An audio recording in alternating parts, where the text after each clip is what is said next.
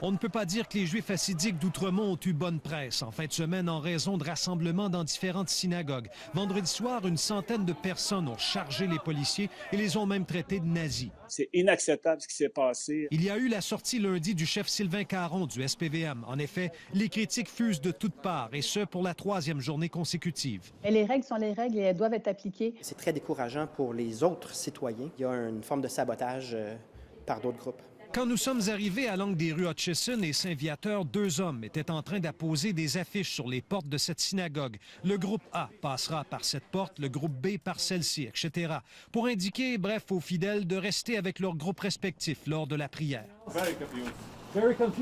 Le gouvernement sème la confusion, déplore ce juif hassidique. 10 personnes maximum dans un lieu de culte ou 10 personnes dans chacune des salles du lieu de culte. Banana Republic. Une vraie république de bananes, ajoute celui-ci. Le Conseil des Juifs hassidiques du Québec est aussi venu dénoncer le manque de clarté. Pourquoi le droit d'acheter d'alcool, de cannabis, est plus protégé que le droit de prier de façon sécuritaire. Finalement, en après-midi, la Direction de la santé publique de Montréal a senti le besoin de faire le point. Le gouvernement a permis un assouplissement pour les lieux de culte. Or, les rassemblements ne doivent pas dépasser plus de 10 personnes par adresse civique de lieu de culte. Enfin, un mot sur ce bilan fourni par le SPVM pour le week-end. 300 personnes identifiées, une dizaine de lieux visités, 15 constats émis pour rassemblement intérieur, une arrestation pour entrave à un agent de la paix, une arrestation pour menace et une seule enquête ouverte pour des voies de fait envers la police. Yves Poirier, TVA Nouvelles, Montréal.